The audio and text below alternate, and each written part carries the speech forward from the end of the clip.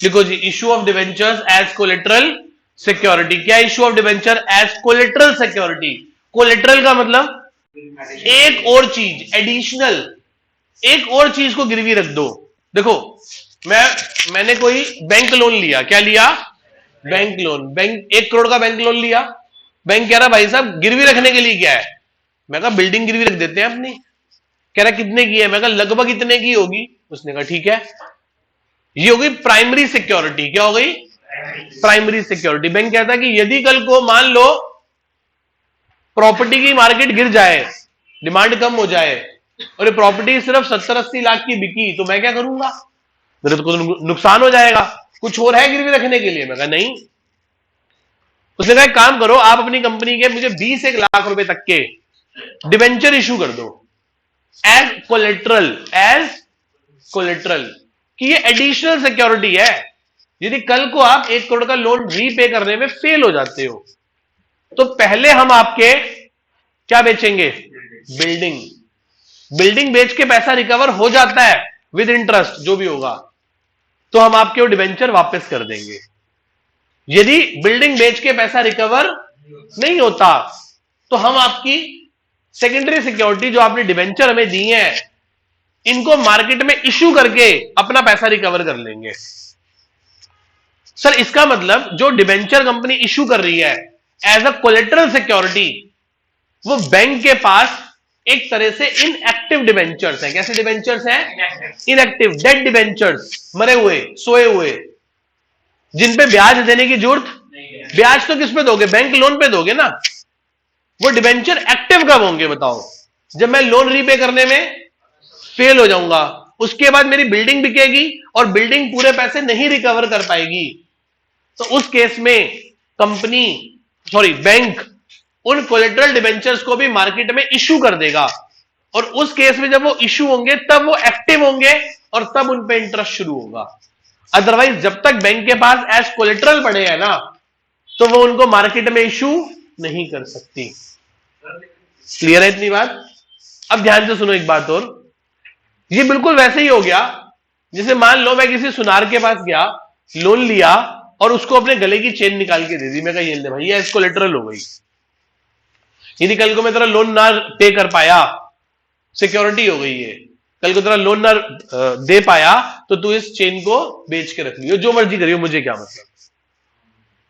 जब तक मैं उसका इंटरेस्ट पे कर रहा हूं, जब तक वो टाइम पीरियड पूरा नहीं होता, तब तक वो उसके पास मोर्टगेज पड़ी है, वो उसे यूज नहीं कर सकता। क्या वो पहन के घूम सकता है उसे? मतलब मुथूट वाले क्या करें, सोना पहन के घूम रहे हैं। खैर लोगों का आया हुआ था, मतलब लोगों से ब्याज भी ले रहे हो लोन पे और उनके सोने को इस्तेमाल भी कर रहे हो। और देखो कुछ लोग ऐसा आजकल यूट्यूब में इतना इतना सोना पहन के घूम रहे होते हैं, वो सब वही होते हैं, ब्याज पे दे रखा है, लोगों का सोना उठा के पहन रहे हैं। तो आप यूज, टेक्निकली आप उसको यूज नहीं कर सकते, वो बस आपके पास एज अ सिक्योरिटी पड़ा है। ये नहीं आपकी शादी ब्याह में उनका गोल्ड का सेट निकाल के पहन पहन के घूम के जा रहे हो, वो नहीं कर सकते आप। उसी प्रकार से वो डिवेंचर इनएक्टिव पड़े हैं, वो डिवेंचर बस पड़े हैं एज अ कोलेटरल। समझ गए? अब लिखना शुरू करो। लिखो, collateral security is the security, या ऐसे लिखो, it is the security given to the lender, given to the lender in addition to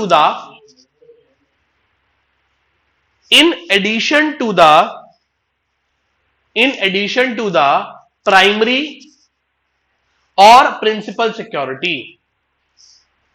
ये एक एडिशनल सिक्योरिटी है जो आपने बिल्डिंग के अलावा भी डिबेंचर्स दिए हैं। अच्छा, डिबेंचर दिए हैं कि इशू किए हैं? दिए हैं, इशू नहीं किए। इशू करने से तो एक्टिव हो जाएंगे, इशू थोड़ी ना करे हैं, बस दिए हैं कि ये लो जी। इशू किस दिन होंगे? जिस दिन हम लोन को रीपे करने में फेल हो जाएंगे। और उसके बाद हमारी क्या बिकेगी सबसे पहले, डिबेंचर या प्राइमरी सिक्योरिटी? और उससे भी पैसे पूरे रिकवर ना हुए तो लेट सपोज बिल्डिंग बिक गई 1 करोड़ 20 लाख की, तो बैंक हमें वो डिबेंचर भी वापस कर देगा और ऊपर के 20 लाख रुपए भी वापस कर देगा। लेट सपोज प्रॉपर्टी बिकी 1 करोड़ की, डिबेंचर वापस कर देगा। लेट सपोज प्रॉपर्टी बिकी 95 लाख की, तो 5 लाख के डिबेंचर मार्केट में इशू कर देगा, 15 के हमको वापस कर देगा। प्रॉपर्टी बिकी 75 लाख की, कितने की बिकी? 75 लाख की। तो 20 लाख के डिबेंचर पूरे मार्केट में इशू कर देगा और 5 लाख के लिए कोर्ट केस कर देगा कि मेरे 5 लाख अभी भी रिकवर नहीं हुए, मुझे कृपया करके पैसा इनकी कुड़की करके दिलवाया जाए। कुड़की मतलब कंपनी को डिसॉल्व करके। ठीक है, आगे चलो, लिखो बेटा, प्राइमरी और प्रिंसिपल सिक्योरिटी। देखो प्राइमरी और प्रिंसिपल सिक्योरिटी, देखो प्राइमरी और principal security is the security given by mortgaging the asset like land, building, plant, machinery, etc. Like land, building, plant, machinery, etc. Against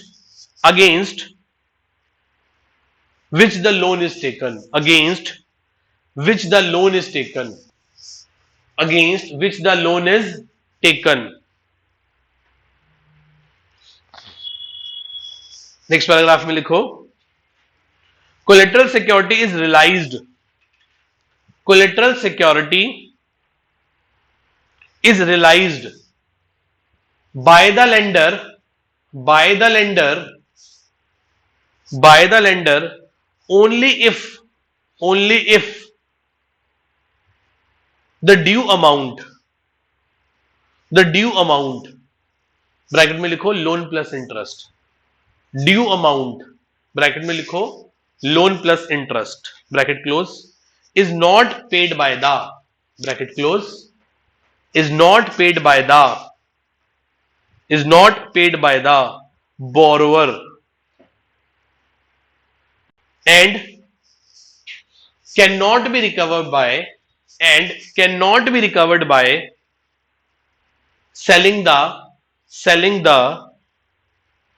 selling the primary or principal security, primary or principal security, primary और principal security। अब sir इसकी accounting treatment क्या होगी? Issue of debenture as collateral security की accounting treatment क्या होगी? दो approaches हैं, फर्स्ट अप्रोच और दूसरी क्या है? Second approach. फर्स्ट अप्रोच कहती है कोई एंट्री करने की जरूरत ही नहीं है, no need to pass any journal entry, कोई जर्नल एंट्री करने की जरूरत नहीं है, एंट्री मत करो। सर आपने तो लोन लिया है बिल्डिंग गिरवी रख के, आपने तो क्या लिया है?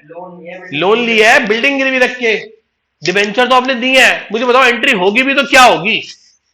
कोई एंट्री होगी क्या? इस डिबेंचर के अगेंस्ट पैसा आया है या बिल्डिंग के अगेंस्ट लोन लिया है? ये तो बस एज अ कोलेटरल रखे हैं, इशू भी नहीं हुए, कोई ब्याज भी नहीं देना इन पे हमें तो, ठीक है, तो कोई एंट्री पास नहीं होगी। पर AS1 आ गया बीच में, अकाउंटिंग स्टैंडर्ड 1, तो कहता नहीं भाई लोगों को पता होना चाहिए आपने ऐसी करतूतें भी कर रखी हैं, फुल डिस्क्लोजर आपको लोगों को बताना पड़ेगा कि आपने डिबेंचर इशू कर रखे हैं as a collateral. It is a contingent liability which may or may not arise in the future. तो कहता है कि इसे एंट्री नहीं कर रहे बट स्टिल नीचे बैलेंस शीट के फुट नोट्स में, कहां पे? बैलेंस शीट के फुट नोट्स में, किसमें? फुट नोट्स में, किसमें? नोट्स टू अकाउंट्स में जाके लिख के दे दो, वहां सिर्फ लिख दो कि कंपनी ने ऐसे ऐसे 20 लाख रुपए के debenture as a collateral issue कर रखे हैं, ये वो लायबिलिटी है जो फ्यूचर में अराइज हो भी सकती है और नहीं भी हो सकती। It is a contingent liability which may or may not arise. तो debenture issue as collateral security are to be shown in the balance sheet foot notes, notes to accounts. लोगों को बताओ, ठीक है। अब दूसरी अप्रोच कहती है कि मेरा बहुत मन कर रहा है कोई एंट्री पास कर लूं, इसमें क्या करेंगे? एंट्री पास करेंगे। पर यार एंट्री पास करे तो करे क्या? ना पैसा आया ना पैसा गया, बट डिबेंचर इशू भी नहीं करे, डिबेंचर बस पास करे हैं कि मेरे पास पड़े हैं तू रख ले बस। कोई लायबिलिटी भी अराइज नहीं हुई, लायबिलिटी अराइज तो लोन के अगेंस्ट हुई है और प्राइमरी सिक्योरिटी हमने बिल्डिंग गिरवी रखी है, तो कोलेटरल है। सोचो, एंट्री करूं तो करूं क्या? एंट्री करनी है तो झूठ मूठ का अकाउंट ओपन कर दे। तो एंट्री करते हैं, debenture suspense account debit, debenture suspense account debit to X% debenture account. क्या एंट्री होगी? Debenture suspense account debit to X% debenture account. तो झूठ मूठ की एंट्री हो गई। क्लियर है? अब how to present in balance sheet, how to shown in balance sheet. Balance sheet में इसको शो कैसे करेंगे? बैलेंस शीट में एक हेड होता है, वैसे हम पूरी बैलेंस शीट जब थर्ड बुक में पढ़ेंगे तो समझ आ ही जाएगा आपको, बट स्टिल पढ़ लो। एक होती है नॉन करंट लायबिलिटी। क्या होती है? नॉन करंट लायबिलिटी के अंदर क्या होता है? एक चीज होती है long term borrowings. Long term borrowings में क्या दिखाई देगा आपको? Bank loan. कितने का? 100 लाख का, 1 करोड़ का। और आपको क्या दिखाई देंगे? X% debenture. कितने के बेटा? 20 लाख के। भाई 20 लाख के डिबेंचर भी तो इशू किए हैं मेरे वाले एग्जांपल के हिसाब से, और इसी में से माइनस क्या कर देंगे? Debenture suspense account. कितना? 20 लाख। और ये पूरा कितना दिखाई देगा? फिर से 1 करोड़। हाँ जी, ये बैलेंस शीट में ही जाएगा। अब देखो, इफेक्ट जीरो भी हो गया और बुक्स में दिखाई भी दे गया। इसमें बुक्स में नहीं दिखाई दे रहा, कहां दिखाई दे रहा है? नोट्स टू अकाउंट्स में। और इसमें कहां दिखाई दे रहा है? बोलो। बैलेंस शीट के अंदर ही दिखाई दे रहा है। 1 करोड़ का बैंक लोन है, 20 लाख के डिबेंचर है, उसी डिबेंचर में से क्या माइनस करके? Debenture suspense account. तो इफेक्ट उसका नलिफाई हो गया। कोई डाउट किसी को इसमें बेटा? कहां?